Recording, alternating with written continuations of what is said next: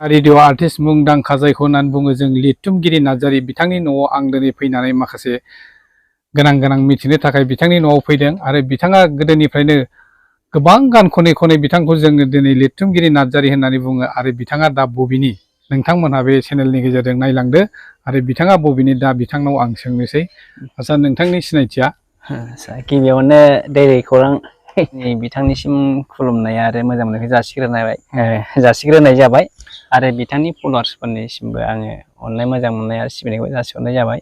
आंनि सिनायथिया आंना मुङा लिरथुमगिरि नार्जारि गामि थुरिबारि गामि पस्ट अफिस आफलागाव आरो डिस्ट्रिक्ट क'क्राझार।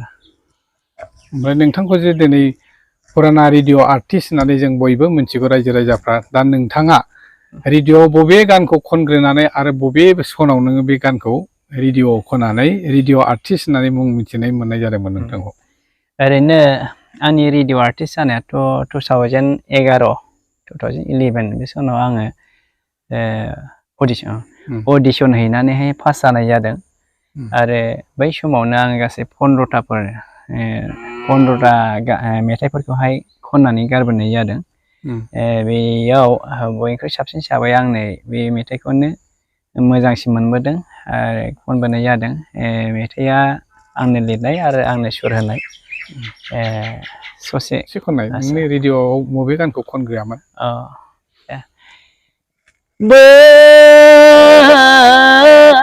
जिउनि सिमाङा सिमांजोंनो सुजुबाय सिमांजोंनो फोजोबाय सिमांजोंनो सुजुबाय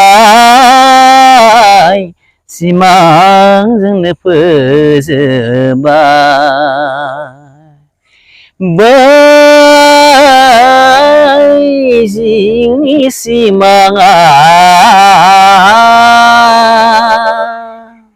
बेखौनो आं खनग्रोनाय जादों। बिथांनिफ्राय दिनै रेडिअआव माबे गानखौ खनामोन जों बेखौ मिथिबाय। बाथा गानखौ बिथाङा जारिमिन हिसाबै रेडिअ सेन्टाराव बिथांनि गान खननाया दिनै जारिमिन जानानै थाबोबाय। दा बिथांनिफ्राय जों माखासे गानखौ खोनानानै मोनबाय आरो नोंथांमोनहा बिथांनि गान खननायखौ माबायदि मोनदों आरो लोगोसे बिथाङाबो सासे बर'नि मुंदांखा रेडिअ आर्टिस्ट होननानै जों जायनि फलाव मोनथियो। दा बिथाङा बबे मायथाइयाव खननानै गानखौ रोजाबामोन बिथांनिफ्राय जों मोनथिबाय आरो बिथाङा दोंबेसे गान रेडिअ सेन्टाराव खनदों बेखौबो जों मोनथिबाय। दा बिथांनिफ्राय दा माखासे सोंनानै लाबावगोन। बिथाङा दिनै अडिअ केसेटखौ दिहुनदोंना दिहुनाखै आं बिथांनिफ्राय सोंनानै लाबावगोन। नोंथाङा अडिअ केसेटफोर दिहुनबावबाय नामा? अडिअ'थ' ओरैनो मेथाइखौ गोबां खनबोबायबाबो अडिअ हिसाबै दिहुननाय जायाखैमोन, खिन्थु नैबे बोसोराव आङो फार्स्ट दोंसे दिहुनजेननाय जादों। दाख्लै नैबे अक्ट'बर मासनि 15 थारिखआवसो आंनि गोदानै बानायजानाय YouTube channel L Narzary official बे चेनेलाव आङो हगारनाय जाबाय।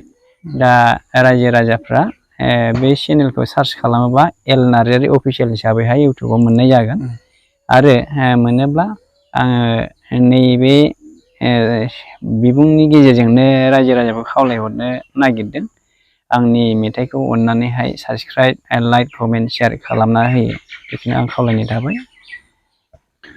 बिथाङा जे सासे गान खनगिरि, बिथांखौ जागायजेननाय नोंनि बावदोंना गुरुआ सोरमोन? नोंनि जे गान खननो फोरोंजेननाय गान खननो दिन्थिजेननाय बे मानसिया बबेनि आरो बहानिमोन?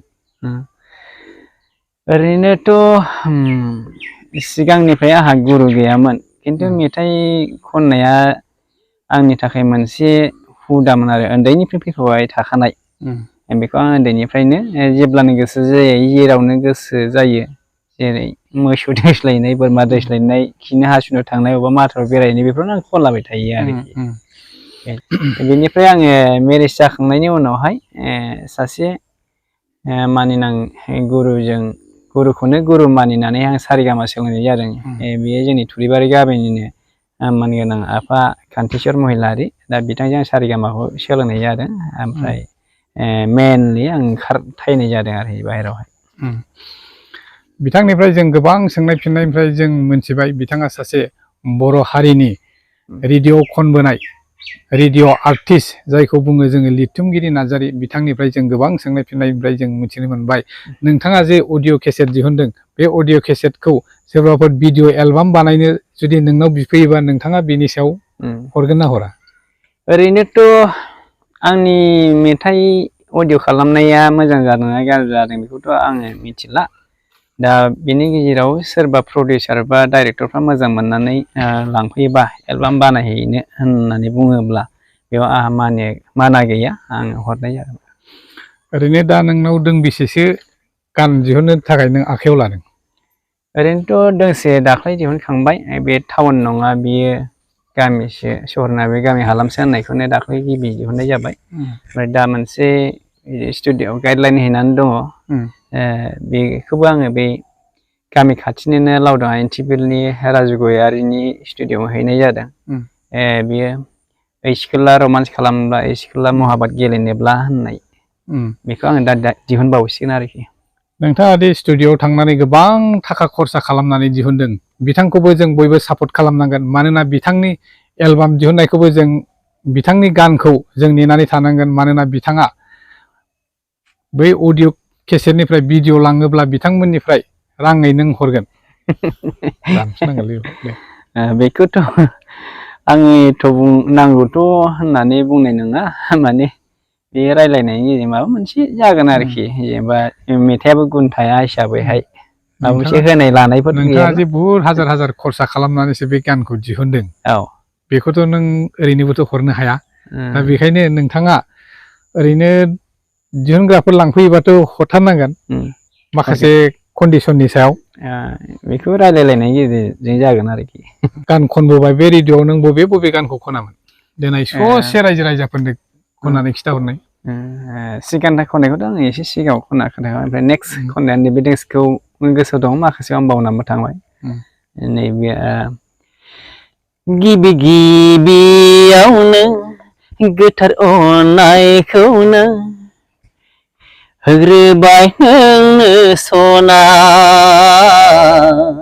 पुर्निमा हरनि गावदां अखाफोर बायदि सायख'बाय नोंखौ सना, सायख'बाय नोंखौ सना। नैबे बेथ' दिनै रेडिअ'आव खननाय जाहैबाय। ओमफ्राय दानि बे अडिअ केसेटआव दिहुननाय मा गानखौ नों दिहुनामोन बेखौ ससे खिथानानै होनाय। बेखौ जाय आंनि चेनेल एल नार्जारि अफिसियेलाव दाख्लैसो फोसावखांबाय, बेयो नै ओरैहाय। टाउन नङा बे बिनानाव गामि ओनसोलसो, सहर नङा बे बिनानाव गामि हालामसो। है टाउन नङा बे बिनानाव गामि ओनसोलसो, सहर नङा बे बिनानाव गामि हालामसो। नोंहालाय मानोथो सर्ट पेन्ट गाननानै फैनांगौ जाखो, नोंहालाय मानोथो अफ शल्डार गाननानै फैनांगौ जाखो, नोंहालाय मानोथो बेकलेस। दा बिथांनिफ्राय जोङो बबे गानखौ खननानै बे अडिअ केसेटआव दिहुनदों बिथांनिफ्राय मोनथिबाय, आरो बिथाङा माखासे दिहुनबावनांगौ होननाय गान दङ। दा बिथांनिफ्राय दा बे गाना मा गान बेखौ आं बिथांनियाव सोंनानै लागोन। नोंनि बे दा दिहुननो गोनां माखासे गान थालांबावनाया मा गानखौ दिहुनगोन नों ससे? ओरैनोथ' दिहुननांगौआथ' गोबां दं, खिन्थु दा जायखौ आङो गाइडलाइन हैनानै दोनदों होनना बुंदों नैबे ओरैहाय। ओइ सिखोला रमान्स खालामनोब्ला, ओइ सिखोला महाबात गेलेनोब्ला, ओइ सिखोला रमान्स खालामनोब्ला, ओइ सिखोला रमान्स खालामनोब्ला, ओइ सिखोला महाबात गेलेनोब्ला, ओइ सिखोला रमान्स खालामनोब्ला, ओइ सिखोला महाबात गेलेनोब्ला, गौरां पार्कआव नांलाया कारिगाव पार्कआव नांलाया, सिलिगुरियावबो दोनखारनाङा, बेंगालरावबोथ' लांखारनाङा। मोजां मोनलायनोब्ला गोसो थोलायनोब्ला, मोजां मोनलायनोब्ला गोसो थोलायनोब्ला, नैबे सेन्टाराव लोगो हमफै, कन्टेक्ट नाम्बार लिरना लांफै। बे आरोखि दा बिथांनिफ्राय जों अनेक मोजां मोजां गान खोनासंनो मोनबाय दिनै आंगोनिबो आंगो लोगोफोर आं दिनै बिथांनि न'आव आं फैनानै दंफैयो बिथाङा गोबां इयुनाव गावनि नाजानायजों गोबां गान खनबोबाय आरो गोदोनिफ्रायनो बिथां रेडिअ गान खनग्रा बिथाङा दिनै रेडिअ सेन्टारावबो गावनि आंगोनि गारांजों खननानै गारबोनाय जारिमिन हिसाबै थाबाय बिथांनाव दा बिथाङा इयुनाव आरो बेबादि खनलांबाय थागोन होननानै जों साफ्रोमबो आसा खालामो दा बिथांखौ जों बयबो हेफाजाब होनांगोन मानोना बिथाङा सासे बर'नि रेडिअ आर्टिस्ट जायखौ बुङो जों लिरथुमगिरि नार्जारि होननानै बुङो बेजों लोगोसे दिनैनि बे सोंनाय फिननाय आयदाखौ आं बेयावनो दोनथ'नाय जाबाय गोजोन्थों